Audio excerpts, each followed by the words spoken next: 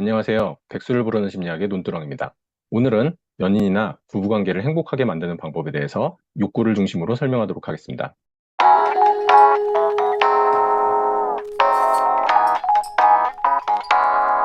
관계를 행복하게 만드는 것은 바로 서로의 욕구를 채워주고 함께 그러한 욕구를 해소해주는 것이 바로 행복한 관계를 만드는 지름길입니다. 이전 영상을 통해서 인간이 가지고 있는 기본적인 욕구에 대해서 설명을 했었고요. 욕구 척도를 통해서 내가 어떠한 욕구를 강하게 가지고 있는지 확인을 하는 영상을 올렸었습니다. 그 영상들을 통해서 내가 어떠한 욕구를 강하게 가지고 있는지 확인을 하신 후에 연인이나 부부관계에서의 욕구 차이로 인한 어려움들, 그리고 어떠한 욕구들을 가지고 있을 때 서로 행복하게 지낼 수 있는지 보시면 좀 더 많은 도움이 될 것 같습니다. 서로의 욕구를 비교하여 서로의 욕구를 이해하고 수용하는 것, 이것이 오늘 영상의 바로 목적이 됩니다. 인간의 기본적인 욕구를 글라서 박사를 통해서 5가지로 이야기를 했었죠. 생존의 욕구, 사랑의 소속의 욕구, 힘의 욕구, 자유의 욕구, 즐거움의 욕구, 이렇게 5가지가 있고요. 이전 영상에서 여러분들은 어떠한 욕구를 가장 강하게 가지고 있는 사람이었나요? 여러분들의 배우자나 연인, 직장 동료들은 어떠한 욕구가 강한 사람인가요? 여러분들의 강한 욕구들을 중점적으로 보신다면 훨씬 더 도움이 될 겁니다. 생존의 욕구에 대한 이야기를 해보도록 하죠. 생존에 대한 욕구가 현저하게 다르다면 두 사람 사이에서 사소한 일로 의견 충돌이 끊이지 않을 가능성이 많습니다. 한쪽이 힘의 욕구가 또 강하다면 다른 쪽을 억누르면서 다른 쪽의 불만이 겉으로 표현되지 않지만 내면에서는 불행한 감정을 느끼게 돼 있는 경우도 많이 있죠.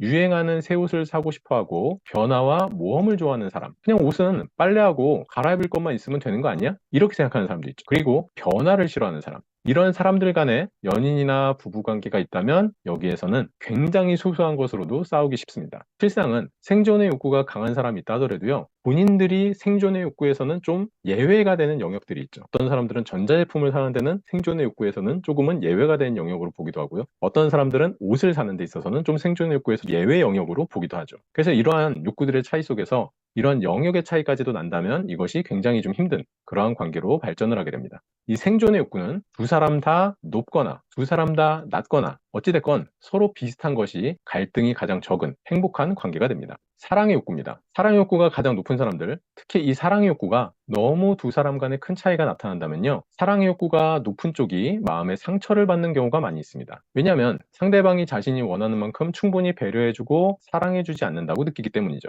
둘 다 모두 사랑의 욕구가 낮다면 큰 욕구나 기대가 없기 때문에 괜찮을 수도 있습니다. 하지만 다른 문제가 생겼을 때 쉽게 결별을 하게 되거나 이혼을 하게 되거나 냉전에 들어갈 우려도 굉장히 커지죠. 사랑의 욕구는요, 두 사람 다 모두 이 사랑의 욕구가 높을 때 가장 이상적인 관계가 됩니다. 힘의 욕구입니다. 두 사람 다 모두 사랑의 욕구가 낮고 힘의 욕구가 높은 경우라면 팽팽한 긴장감이 감도는 상태입니다. 끊임없이 파워게임을 하는 그러한 관계가 될 수 있겠죠. 두 사람 다 외부에서 특히 이러한 힘의 욕구를 채울 여지가 있다면 괜찮지만 외부에서 이러한 힘의 욕구를 채우지 못한다면 연애관계나 결혼생활 속에서 이 파워게임을 하느라 굉장히 관계가 힘들어지죠. 그래서 이 힘의 욕구가 강한 사람들은 자신만의 일을 가지고 있는 것이 좋습니다. 그런 힘의 욕구가 해소가 될 수 있는 영역이 있다면 그것은 관계 속에서 도움이 되지만 그 힘의 욕구가 외부에서 채워지지 않는다면 그것을 관계 속으로 끌고 올 수 있기 때문에 관계가 힘들어지는 거죠. 두 사람의 힘의 욕구의 차이가 너무 심하면요, 오히려 관계가 나쁘지 않을 수도 있습니다. 이유는 통제하기를 좋아하는 사람, 이게 바로 힘의 욕구가 강한 사람이거든요. 그런데 통제받는 사람이 힘의 욕구가 별로 없어요. 그러면은 통제받는 것에 대해서 별로 불편함이 없기도 하겠죠. 그래서 통제받는 사람이 크게 불편해하지 않고 오히려요, 관심의 하나라고 생각할 수도 있습니다. 어떤 사람들은 이 통제받는 것을 사랑받는 것의 하나, 사랑의 표현의 하나라고 생각을 하시는 분들도 계시더라고요. 그러한 관계라면 한쪽이 힘의 욕구가 강하고 한쪽이 약해서 통제를 받는 관계가 굉장히 좋은 관계처럼 느껴질 수 있겠죠. 가장 좋은 건요, 두 사람 모두 힘의 욕구가 높지 않고요, 사랑의 욕구가 높은 것입니다. 사랑의 욕구가 높은 것은 연애생활, 결혼생활, 사람들 간의 관계 속에서도 굉장히 좋은 관계를 맺을 수 있는 그러한 욕구가 되죠.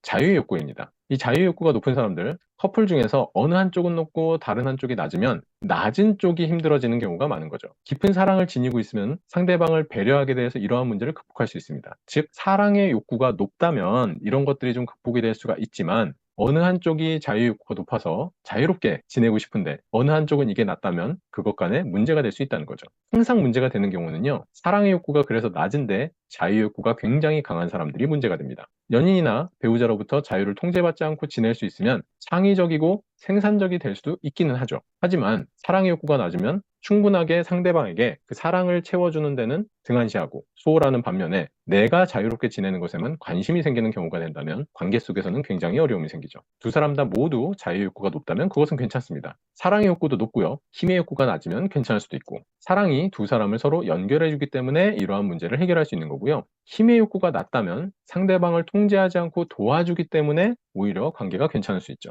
그래서 자유의 욕구가 높을 때는요, 사랑의 욕구나 힘의 욕구나 이런 것들을 함께 고려해서 보시면서 관계 속에서 어떠한 영향을 주고받고 있는지를 보시는 필요도 있습니다. 자유의 욕구가 모두 낮거나 평균적인 수준이 있다면 연인 관계나 결혼 생활에서는 적절한 수준으로 괜찮게 지낼 수가 있다라고 되어 있죠. 즐거움 욕구입니다. 두 사람이 즐거움의 욕구에서 차이가 많이 나타나면 그것은 좋지 않습니다. 즐거움 욕구가 높은 쪽은 즐거움을 줄 다른 사람이나 일을 찾아 나서게 될 수도 있기 때문이죠. 두 사람 다 모두 즐거움의 욕구가 높다면 연인 관계나 결혼 생활에서 도움이 되죠. 굉장히 활동할 영역이 많아지기 때문이에요. 어떤 커플들을 보면요, 굉장히 다양한 취미 생활이나 활동들을 통해서 서로의 시간들을 함께 보내는 경우들이 많이 있죠. 그런 커플들은요, 그러한 것들을 함께 하면서 사랑의 욕구가 채워지게 되는 경우도 생기더라고요. 두 사람 모두 평균적인 즐거움의 욕구를 가지고 있어도 좋고 모두 낮아도 좋습니다. 중요한 건 즐거움의 욕구는 두 명이 다 높든가 두 사람 다 낮은 게 좋은 관계가 되는 거죠. 오늘 이야기하는 부분에서 가장 중요한 부분이 될 수도 있습니다. 글라서 박사는 이렇게 얘기했습니다. 관계 속에서 우리가 변화하거나 통제할 수 있는 사람은 오직 자기 자신뿐이다 라고 이야기했습니다.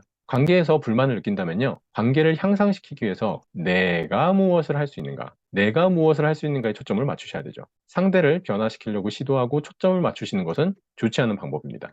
이러한 욕구가 쉽게 바뀌는 그러한 특성이 아니거든요. 그렇기 때문에 상대방이 어떠한 욕구가 강하다면 그것을 인정해주고 수용해주면서 서로서로의 그런 욕구를 채워줄 수 있는 방향으로 건설적인 관계를 만들어 가셔야겠죠. 욕구는 인간관계에만 영향 주는 것이 아니라 스스로도 자신의 욕구를 알면 원하는 것을 하고 얻는 데도 도움이 됩니다. 그런데 꽤 많은 경우에 어떤 분들은요, 내가 어떤 욕구를 가지고 있는지 모르시는 분도 계십니다. 그런 분들은 욕구 강도 척도를 통해서 내가 어떠한 욕구를 강하게 가지고 있는지, 그리고 나의 삶을 통해서 그러한 욕구가 채워지고 있는지, 채워지지 않는다면 그것들을 어떻게 채우려고 노력을 해야 되는지 구체적으로 계획을 세워보신다면 훨씬 더 여러분들의 삶이 풍요로워질 겁니다. 지금까지 백수를 부르는 심리학의 논두렁이었습니다. 감사합니다.